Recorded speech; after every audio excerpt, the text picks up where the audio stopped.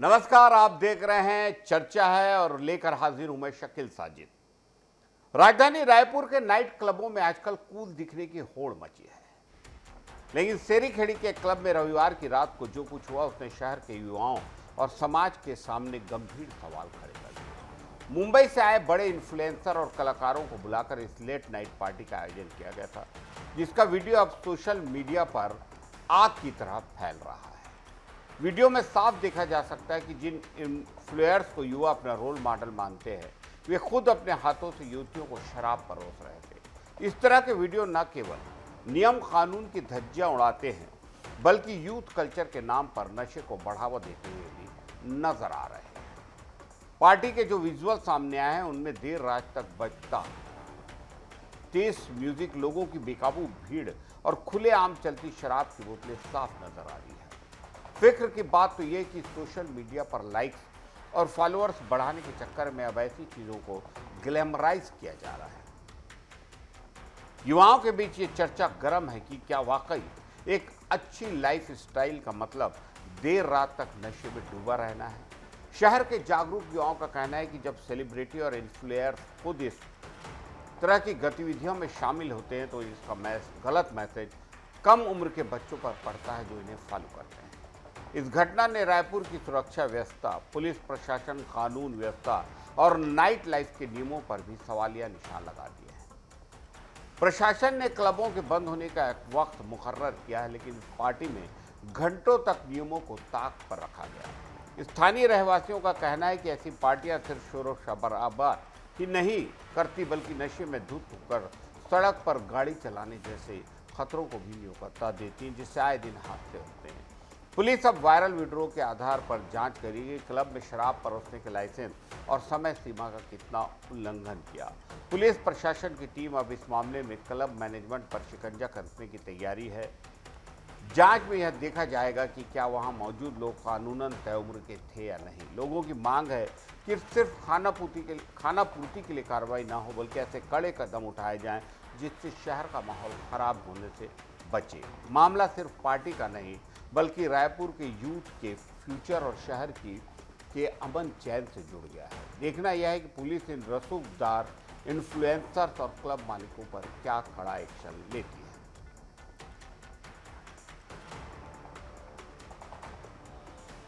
रायपुर में police कमिश्नरी system लागू होने के बाद पहली बार पुलिस महकमे में एक बड़ी सर्जरी हुई है। 23 जनवरी को जब से शहर में कमिश्नरी सिस्टम आया तब से कोई बड़ा बदलाव नहीं हुआ था। अब लगभग 2.5 महीने बाद पुलिस कमिश्नर ने एक साथ 14 थानों के टीआई थाना प्रभारियों को इधर से उधर कर दिया। इस फेरबदल से पूरे पुलिस महकमे में हलचल है, क्योंकि कई पुराने चेहरों को नई जगह भेजा गया है तो कुछ को थाने से हटाकर दूसरी अहम जिम्मेदारियां सौंपी गई है। खास बात यह है कि 9 टीआई को थाने की फील्ड पोस्टिंग से हटाकर ट्रैफिक कंट्रोल रूम और नशे के खिलाफ काम करने वाली टीम एएनटीएफ जैसी जगहों पर भेजा गया है। इनमें से 5 टीआई को खास तौर पर शहर की ट्रैफिक व्यवस्था सुधारने की कमान दी गई है। ये कदम शहर की बिगड़ती ट्रैफिक व्यवस्था और कानून व्यवस्था को और भी ज्यादा मजबूत करने के इरादे से उठाया गया माना जा रहा है।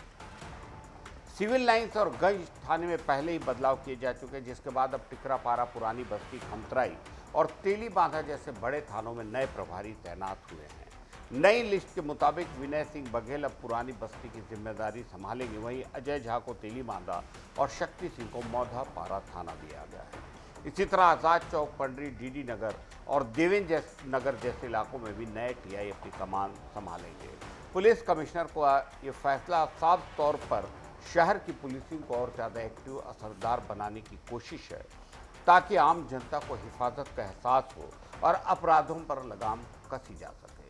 शहर के बाद अब देहात, ग्रामीण के इलाकों में भी बड़े तबादलों की सुगबुगाहट तेज है। फिलहाल देहात एसपी ट्रेनिंग के लिए बाहर हैं। उनके लौटते ही वहां भी बड़े स्तर पर फेरबदल की तैयारी है। कमिश्नरी सिस्टम के तहत इस पहले बड़े फेरबदल से साफ है कि आने वाले दिनों में रायपुर की सड़कों और थानों में पुलिस का नया और सख्त अंदाज देखने को मिल सकता है और शहर की शांति और व्यवस्था को प्रशासन एक नए लेवल पर ले जाने का प्रयास कर रहा है।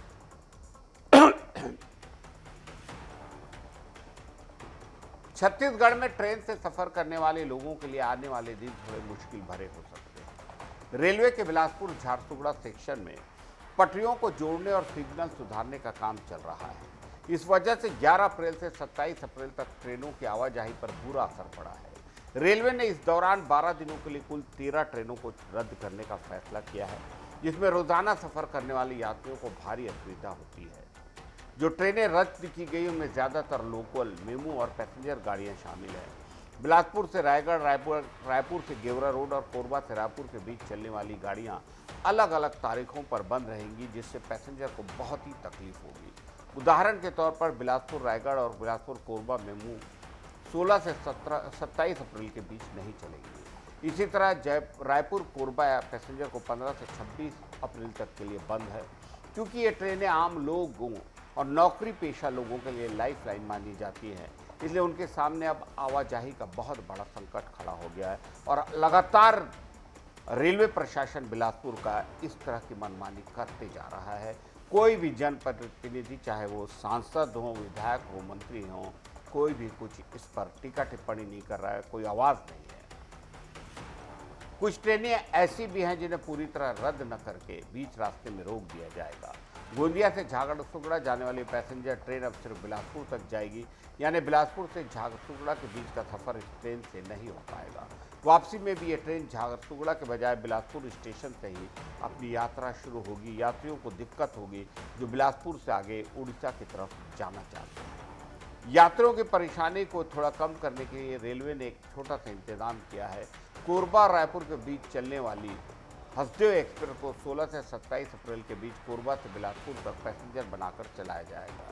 इससे लोकल यात्रियों को थोड़ी राहत जरूर मिलेगी, लेकिन ट्रेनों के बड़े पैमाने पर रद्द होने की वजह से बसों और अन्य साधनों पर भीड़ बढ़ना तय है। रेलवे प्रशासन ने सभी यात्रियों से गुजारिश की है कि वे घर से निकलने से पहले अपने ट्रेन का स्टेटस जरूर चेक कर ले, क्योंकि अलग अलग ट्रेनों के रद्द होने की तारीखें अलग है।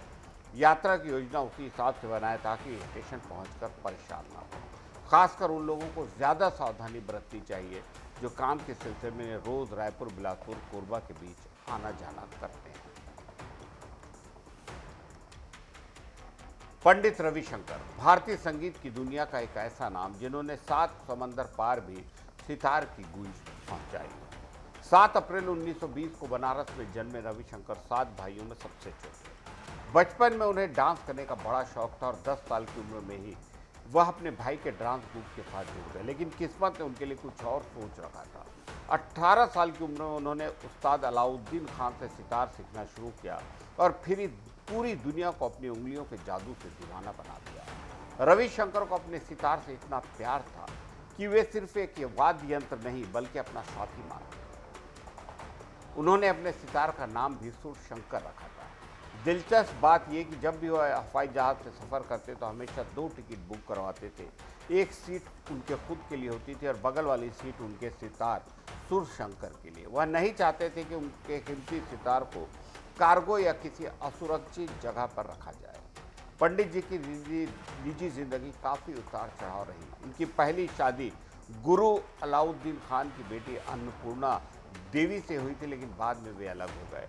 इसके बाद उनकी ज़िंदगी में कई और लोग आए। उनकी बेटियां अनुष्का शंकर और नोरा जोन्स आज संगीत की दुनिया की बड़ी हस्ती हैं। रविशंकर ने पश्चिमी देशों के मशहूर कलाकारों जैसे बीटल्स के जॉर्ज हैरिसन के साथ मिलकर संगीत के नए प्रयोग किए, जिन्हें लोगों ने खूब पसंद किया। संगीत के प्रति उनका जुनून ऐसा कि आखिरी सांस तक हार नहीं मानी।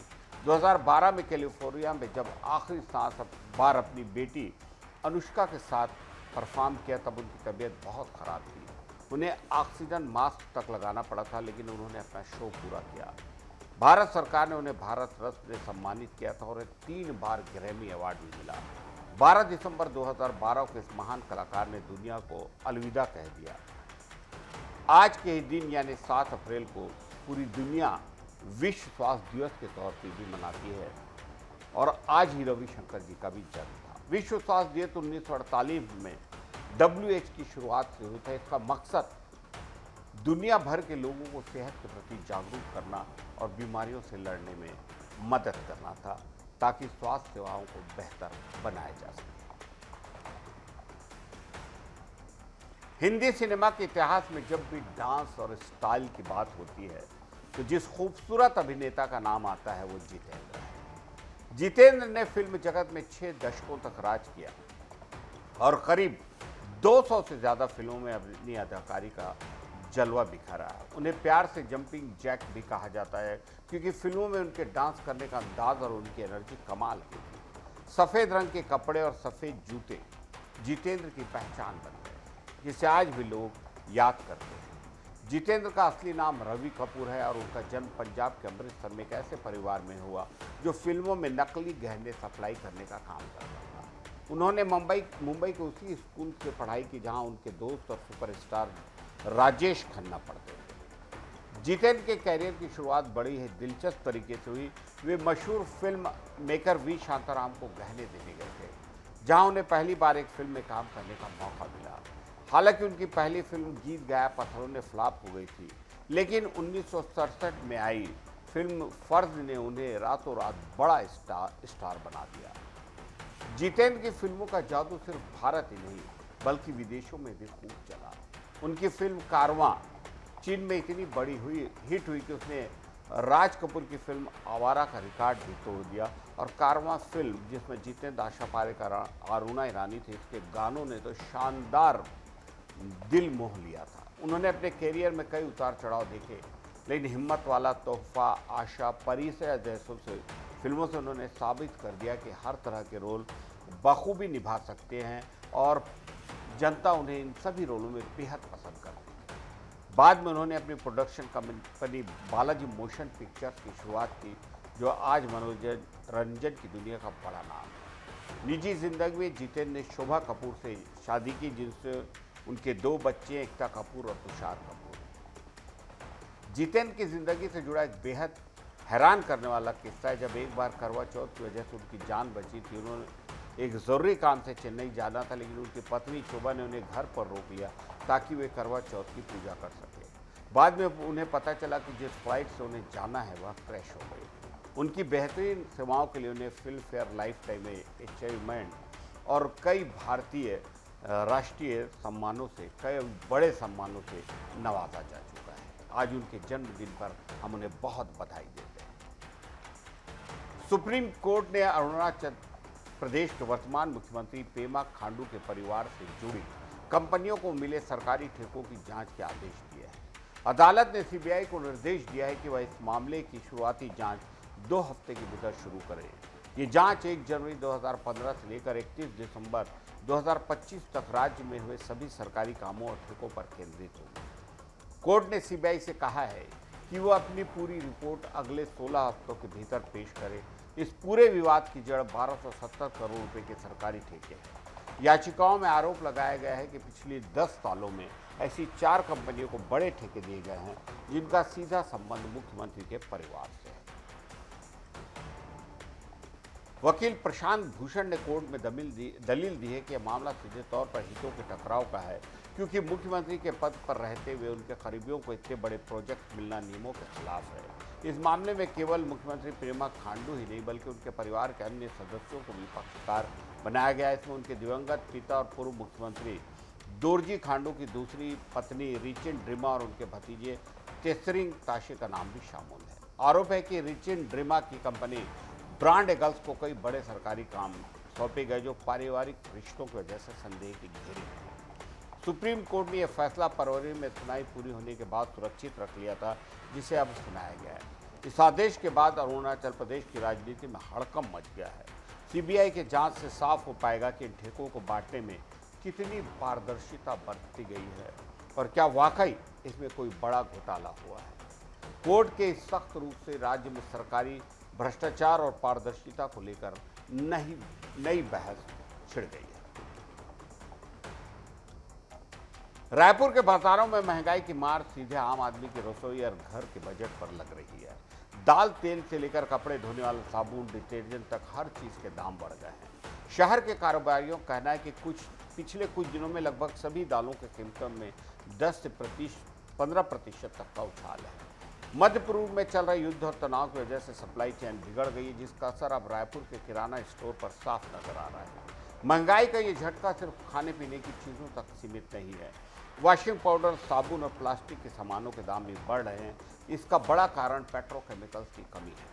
इन चीज़ों को बनाने में जिन कच्चे माल की ज़रूरत होती है वे विदेशों से आते हैं और युद्ध के कारण इनकी सप्लाई रुक गई है। अंतर्राष्ट्रीय हालत जल्द नहीं सुधरे तो आने वाले दिनों में कीमतें और ज़्यादा बढ़ने की आशंका है। खाद्य तेलों की बात करें तो बहुत ज़्यादा स्थिति चिंताजनक है। सोयाबीन तेल के महंगा होने से सरसों और रिफाइंड तेल के दाम भी आसमान छू रहे हैं। व्यापारियों के मुताबिक तेल की एक टीन पर 75 से 300 रुपये तक की बढ़ोतरी हुई है। खाने की तेल की कीमतों में आए उछाल ने मध्यम वर्गीय परिवारों का मासिक बजट बिगाड़ दिया। अब लोगों को अपनी ज़रूरत की चीज़ों के लिए पहले के मुकाबले काफ़ी ज़्यादा पैसे खर्च करने पड़ रहे हैं। वैश्विक संकट का असर अब स्थानीय स्तर पर हर घर में महसूस हो रहा है। कंपनियों की लागत बढ़ गई है, जिसका सीधा बोझ ग्राहकों पर डाला जा रहा है। आने वाले वक्त में प्लास्टिक, पॉलीथिन से बनी चीज़ें और महंगी होने के आसार हैं। रायपुर के आम उपभोक्ताओं के लिए अब घर का खर्च चलाना एक बड़ी चुनौती बनता जा रहा है। वियतनाम के पर्यटन क्षेत्र ने साल 2026 की पहली तिमाही में एक नया इतिहास रच दिया है। मार्च महीने में करीब 21 लाख विदेशी पर्यटकों के आने से शुरुआती 3 महीनों का कुल आंकड़ा 67.6 लाख तक पहुंच गया है। वियतनाम के पर्यटन इतिहास के पहली तिमाही की सबसे बड़ी यानी इनकम है। खास बात यह कि वियतनाम लगातार 3 महीनों तक हर महीने 20 लाख से ज़्यादा अंतर्राष्ट्रीय सैलानियों की मेजबानी कर रहा है, जो दुनिया भर के पर्यटकों के बीच उसके बढ़ते क्रेज को दर्शाता है। वियतनाम के द्वीपों और खान पान की चर्चा अंतर्राष्ट्रीय स्तर पर हो रही है। फू काक द्वीप अब रिसोर्ट्स के मामले में बाली जैसे मशहूर ठिकाने को पीछे छोड़ा और फुकेत के बेहद करीब है। वहीं वियतनाम के मशहूर स्ट्रीट फूड बांड में एक खास तरह का सैंडविच को CNN ने दुनिया के 25 सबसे बेहतरीन सैंडविच में शामिल कर सम्मानित किया है। फ्रांसीसी प्रभाव और वियतनामी स्वाद के मेल से बना यह व्यंजन अब पूरी दुनिया में अपनी पहचान बना चुका है। वियतनाम के कैट बाथ द्वीप पर डिजिटल तकनीक का सहारा लिया जा रहा है। यहाँ पर्यटकों की सुविधा के लिए QR कोड सिस्टम लागू है, जिसे स्कैन करते ही पार्किंग रास्तों और घूमने वाली जगहों की पूरी जानकारी मिलती है। न केवल पर्यटकों को बेहतर अनुभव मिल रहा है, बल्कि भीड़ भाड़ को नियंत्रित करने में मदद। एशिया के अन्य देशों की बात करें तो दक्षिण कोरिया और थाईलैंड अपनी रणनीतियों में बदलाव कर रहे हैं। दक्षिण कोरिया को डर है कि उसके चीनी पर्यटक अब वियतनाम और दक्षिण पूर्व एशिया की ओर रुख कर रहे हैं, क्योंकि अब वहां घूमना काफ़ी सस्ता और विविधता भरा है। दूसरी ओर थाईलैंड ने अब पर्यटकों को संख्या के बजाय क्वालिटी पर ध्यान दिया है। उसने अपना लक्ष्य थोड़ा कम किया है, उन पर्यटकों को आकर्षित कर सके जो ज़्यादा खर्च करते हैं, जिससे देश की कमाई बढ़ जाए। यूरोप जाने वाले यात्रियों के लिए बड़ी खबर, शेंगेन क्षेत्र के देशों में 10 अप्रैल 2026 से नई आवर्जन प्रणाली लागू हो गई है। अब पासपोर्ट पर मुहर लगाने के बजाय यात्रियों के बायोमेट्रिक डेटा का इस्तेमाल होगा। शुरुआती दिनों में त्योहारों के सीजन की वजह से हवाई अड्डों स्टेशनों पर भारी भीड़ होने की चेतावनी भी दी गई है। ये कदम सुरक्षा को पुख्ता करने के लिए उठाया गया है। आने वाली गर्मियों में और बहुत सारे पर्यटन स्थलों के बारे में आपको जानकारी दी जाएगी। आज की चर्चा में इतना ही। इजाज़त दीजिए शकील साजिद को। नमस्कार।